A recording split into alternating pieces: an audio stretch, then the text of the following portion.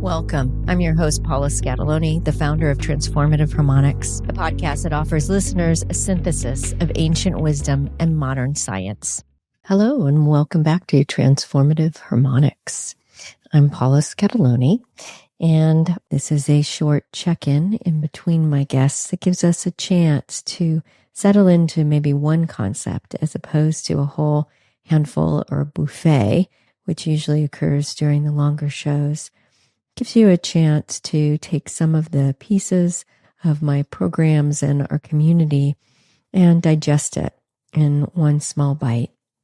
So as we land today, I invite you to slow down, give yourself a moment to create some space in your day. Maybe this is a short 15-20 minute moment between one project and another, or you're sitting in your car and just want to take the time to slow down, look around, observe, get out of your head and into your body. So I want to invite you to pay attention to my voice and how sound influences our capacity to slow down. Even when we're sitting with others who speak in a cadence that is softer or slower, or their tone is deeper,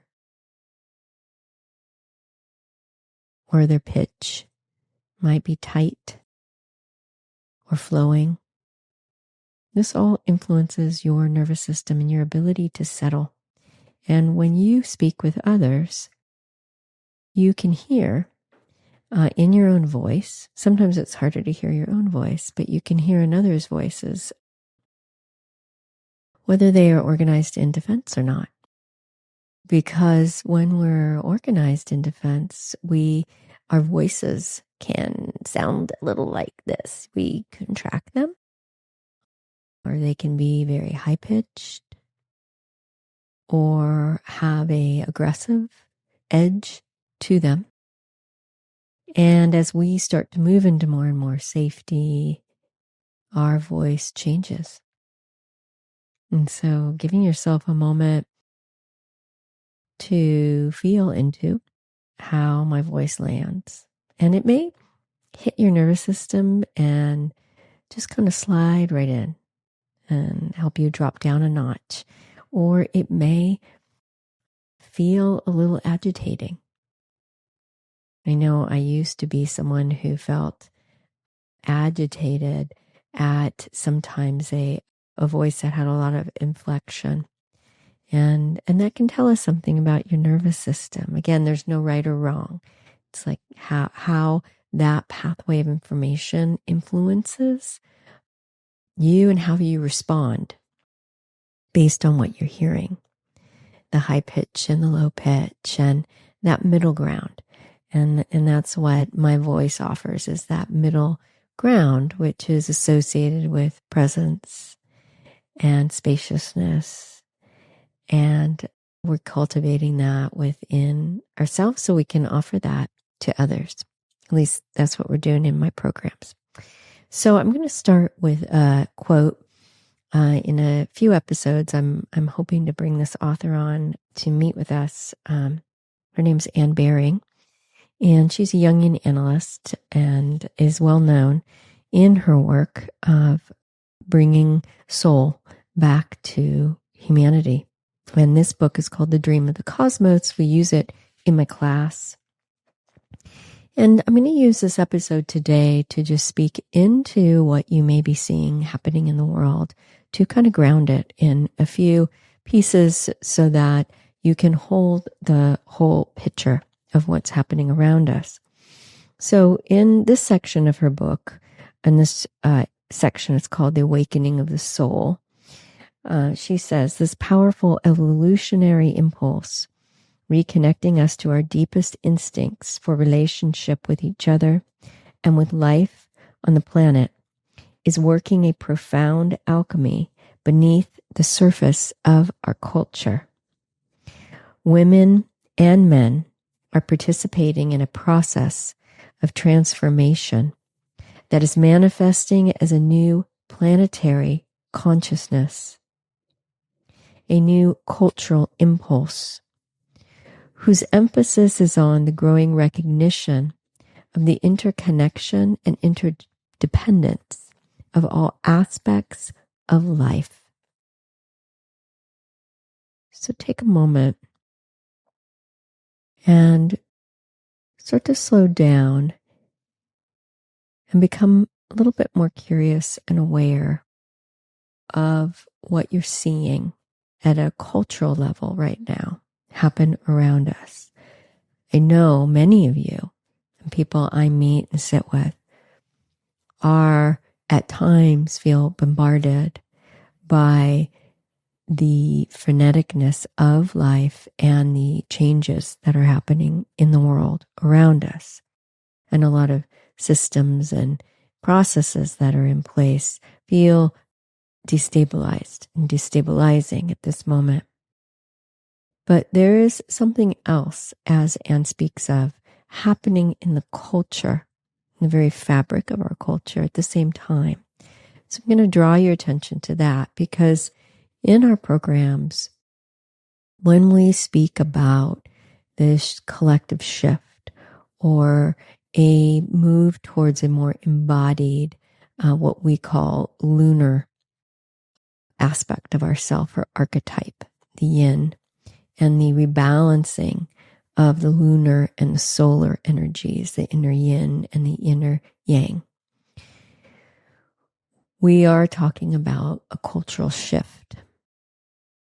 And I thought it would be helpful today, so we can take it away from gender and bring it into more of a personal, what this looks like at a personal level. And then you can go back into your life, be it the media, conversations with people, encounters that you have, projects that you're engaged in, and feel into this to see if you are seeing and tracking this in your own life. With the emergence of this lunar archetypal force that is simply emerging because it's time, because we reached a tipping point with the solar energies, the more industrious aspect of the psyche in favor of logic and the head and progress, which we have done great with as humans, right? But now there is a natural tipping point. It's the organicity of life and our cosmic evolution where we have to swing back around again. And so we're seeing this swing, this pendulum come back to the heart. And in programs that you might see out there, you'll see them called feminine codes or oneness codes or unity consciousness, or you'll see different names being used. But you also might hear people talking about love, compassion, wholeness, authenticity. So you're going to hear these words that are happening, that are infused in the culture. And this is part of this shift, this global shift in consciousness that is a natural progression because we came to a tipping point with that other way of living and relating. And in this phase of our shift of consciousness, there's certain things that are going to happen. And I'm going to go through some of them. And these are embedded in our program, and essentially what we help people to, we shepherd them through a process so they can explore each of these. So one is intuition and compassion, right? This ability to turn inward and to trust our inner wisdom rather than giving our power away to external forces. And with that, to witness with compassion our own pain and suffering, right? And to bring forgiveness to ourselves or to others, but to extend that same compassion to others. But we can't extend compassion to others unless we know how to do that for ourselves. So we start with ourselves. Next is a turning back to our understanding of the importance of cycles. These are both our physiological cycles and then the cycles within nature and the natural world. So understanding again the purpose of the seasons and what it means to move through the seasons and to, instead of following an external time clock, again, to use yourself and your body as the time clock that helps you to make decisions about what time you rise, what time you go to bed, how you move through life, your cadence, what you eat, what you ingest, that there's a way of coming into a reciprocal relationship with the natural world that our ancestors understood at a deep level. So when you hear people in programs talk about remembering, this is what we are remembering. Well, what am I remembering? Remembering that at a very deep ancestral level, we knew how to move with the rhythms of the earth, the rhythms of the body, to follow our own instinct. And we slowly lost that, giving away our power and our authority to clocks and systems and other outside forces that we deemed would know better than ourselves. So part of the shift is turning back to the body to go there for the answers first. We also want to start to empower ourselves with our own personal power. We've gone through many centuries as well, giving away our power to external forces, whether that is institutions, whether that is other people in our life. We primarily operate in very codependent relationships and unions. They're very codependent. They're not interdependent. And so as a civilization, we're shifting to more interdependence in our dynamics within households and dyads. We're also shifting in how we work in communities and coming back to a different way of creating a system so that everyone in a community has a purpose and a role. With power comes the ability to speak our truth in an embodied way, with certainty and with clarity. But to do that, we have to know inside what our truth is. And if our nervous system is buzzing, and if we don't know ourselves very well, we cannot find the answers inside. Or maybe we block the answers inside and we bite our tongue in order to be comfortable in relationship and keep the peace, because we don't have the ways to speak our truth in a way that honors our truth and the others at the same time. So we need to learn how to do that and to make sure that the truth that we're speaking is from our heart and not from our ego or our defenses. Next, much of the work we're doing, you will see a lot of people talking about transformation of the shadow. And what that means is that there's deep unconscious wounds that we are working with and healing in different programs, depending on any program that you might be engaged in, or maybe you're doing it on your own. As you slow down, as you soften, then naturally material from the subconscious is going to emerge. And the degree to which you can sit with that with compassion and self-forgiveness will support your processing and integration of the material. Those are the two things we need for processing unprocessed emotions. We need compassion and forgiveness. And I think embedded in those is a ability to be present, to be in presence with the parts of us that are wounded. And there's a surge of people that are teaching and offering programs on what's called parts work. Many of us do it in different ways, but the summation of it is that we have different aspects of ourselves that you can experience as a part of you. It is not you. It's a fragment or part of your egoic structure. And how you are in relationship with that part influences how you operate in the world. So if there's parts of yourself you do not like or welcome, you're spending a lot of your energy probably pushing those parts away, so you don't want to look at them or deal with them. And we all do that. So I want to normalize that. But also there may be parts that hold memories, and memories are often stored in the body. So when you engage in body-based work, whatever that might be, sound, psychedelics, somatic therapy, yoga, breath, you're going to find memories. It's just going to happen.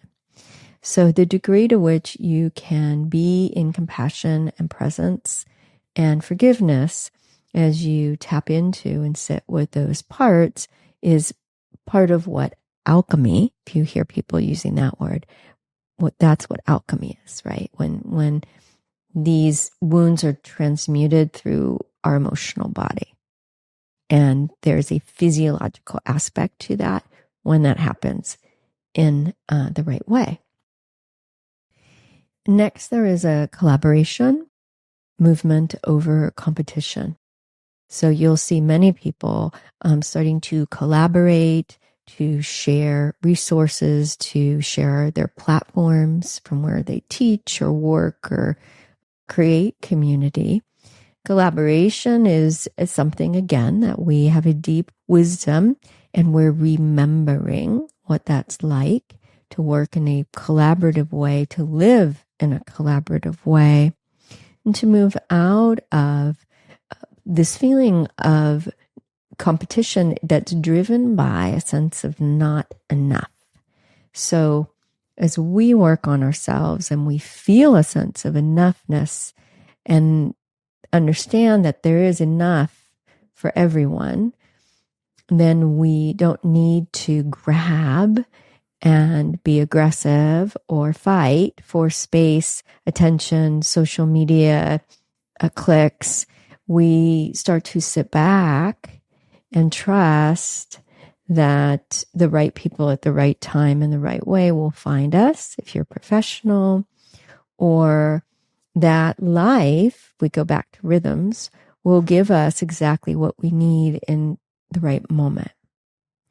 So we move from control and trying to control life to sitting back and allowing life to bring us what is in our best interest and to greet it and greet all of our experiences with curiosity.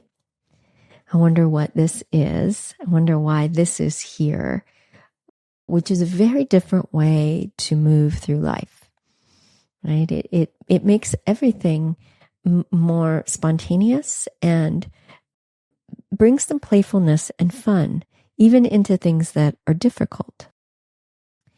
And then lastly, there is a shift towards receptivity and nourishment at a deep level. And this might look like, you may see programs out there or hear people talking about traveling more or engaging in more self-care where they've changed their schedule to have some time off or to engage in a project that they wanted to engage in for a long time or take up a hobby they wanted to do because it simply brings them joy. And so people are starting to follow their joy. And when you follow your joy, joy is contagious, just like fear is contagious. Okay. So joy is contagious. So when they follow their joy, it starts to create something different around them.